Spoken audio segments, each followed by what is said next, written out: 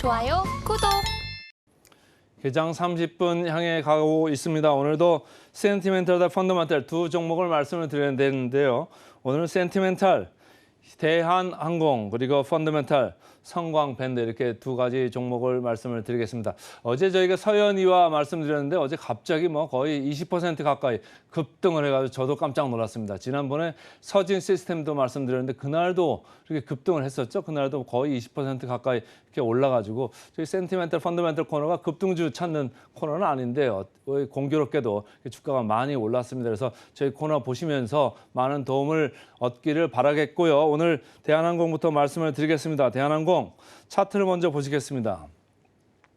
차트를 보시면 이 파란 줄로 대한항공을 이렇게 표시를 해놨습니다. 최근에 주가 강세가 상당히 강하죠. 이렇게 눈에 보일 정도로 많이 올라오고 있고 같이 올라오고 있는 게 이제 녹색 줄의 진에어, 진에어도 이렇게 올라오고 있고 제주항공도 진에어와 거의 같은 궤적으로 이렇게 올라오고 있습니다. 전체적으로 대한항공, 진에어, 제주항공 같이 올라오고 있고 지난번에 티웨이항공 말씀드렸습니다만 고점으로 급등한 이후에 좀 불을 한번 뿜고서 지금 조정을 받고 있습니다. 조만간 같이 올라갈 수 있는 계기가 되겠죠. 근데 어쨌든 오늘은 대한항공에 집중해서 말씀을 드리도록 하겠습니다.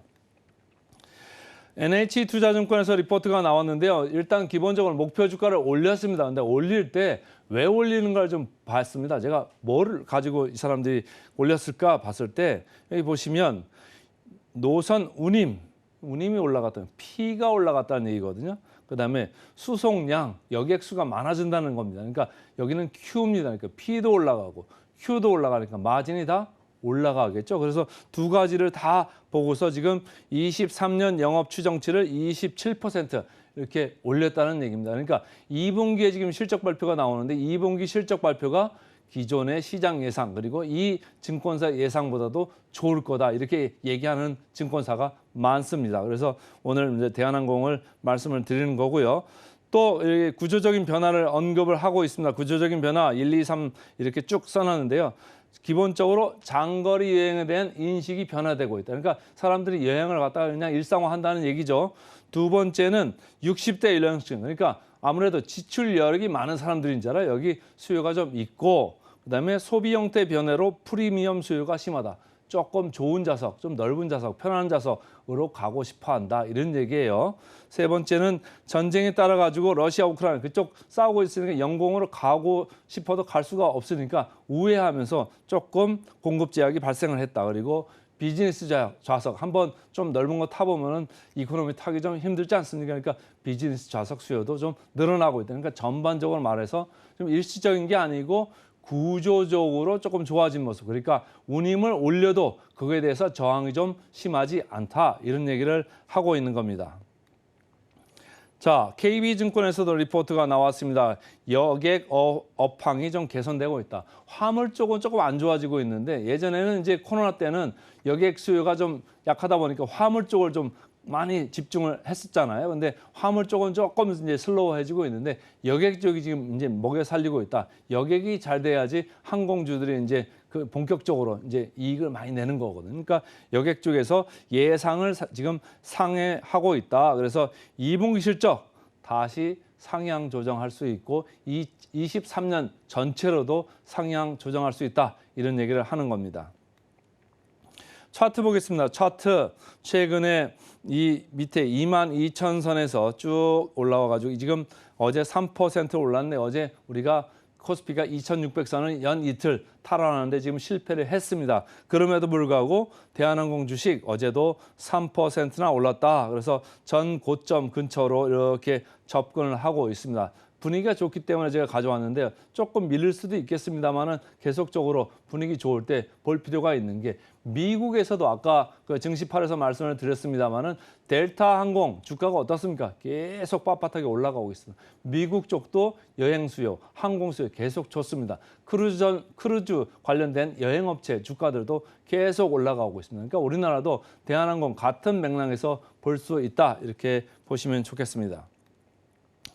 역사적 밴드를 보시면요. 역사적 밴드를 봤을 때 PBR 밴드 주가가 올라온 것 같습니다만은 아직 밑에 있습니다. 아직 하단 부분에 있기 때문에 추가적으로 조금 더 보셔도 좋겠다 이런 생각을 하고요.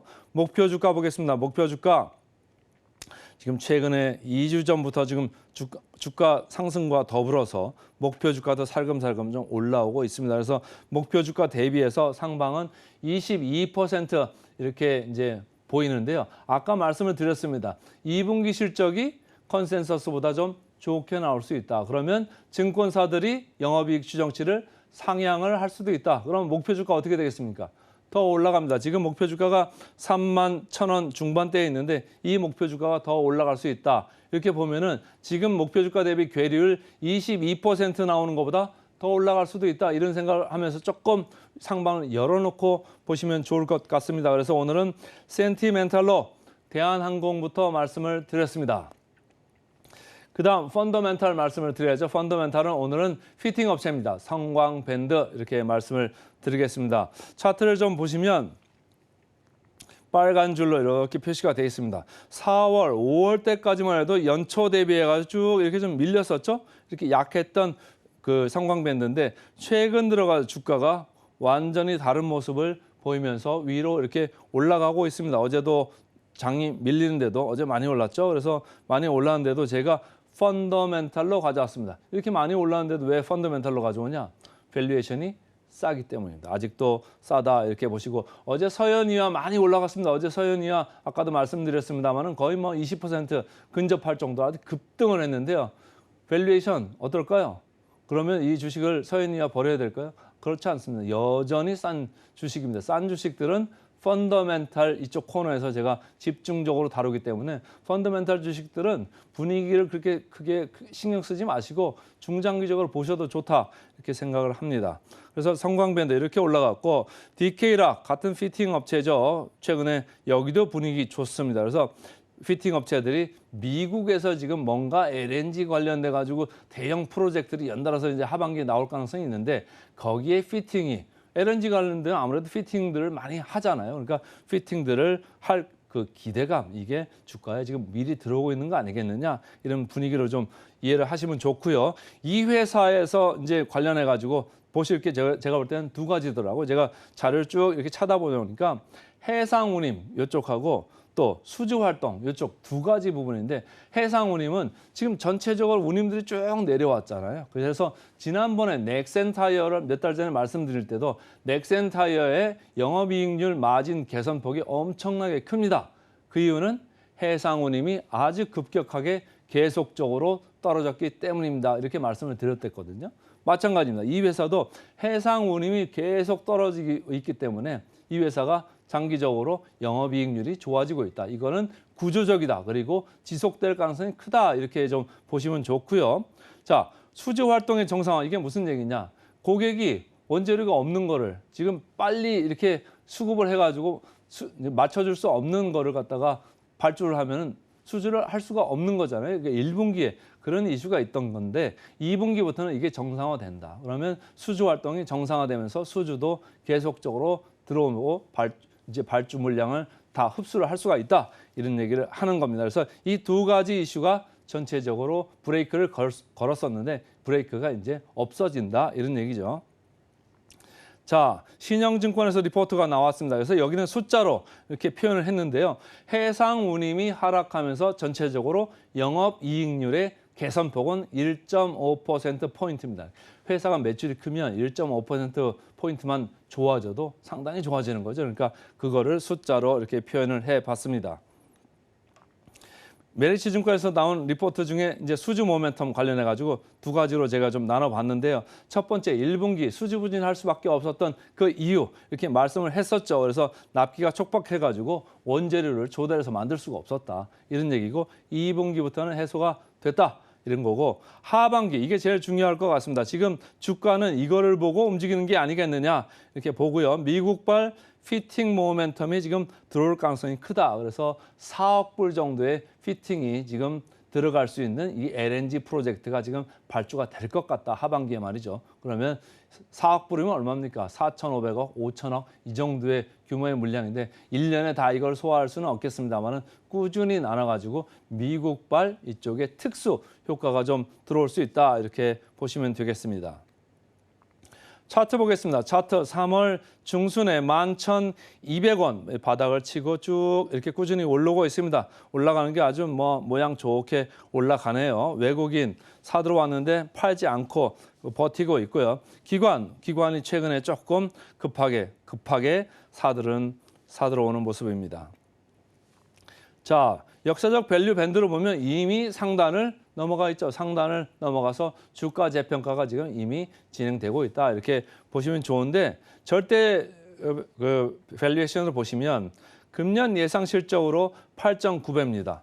PBR로 봐서도 0.8배입니다. 그래서 제가 볼 때는 펀더멘털에 맞다 이렇게 생각을 한 거죠. 10배 미만이죠. 지금 시장이 12배가 있습니다. 그러니까 9배 정도 이렇게 있는 거는 비싼 게 아니다. 그래서 쭉 올라와 있지만 여전히 중기적으로, 장기적으로 좋게 보셔도 좋겠다 이렇게 생각을 합니다. 자, 목표 주가 마지막으로 터치를 해드리겠습니다. 목표 주가 21,900원이고 지금 12주 전, 8주 전부터 꾸준히 이렇게 올라오고 있습니다. 올라오고 있기 때문에 아무래도 하반기 LNG 관련돼서 피팅 물량 나온다 그러면 주가가 더 올라갈 수도 있겠죠. 근데 현재 지금 이 목표 주가만 가지고도 목표 주가 대비 괴리율이 40%입니다. 그러니까 펀더멘탈 종목으로 맞습니다. 그래서 오늘은 센티멘탈로 대한항공, 펀더멘탈로 성광밴드 말씀드렸습니다.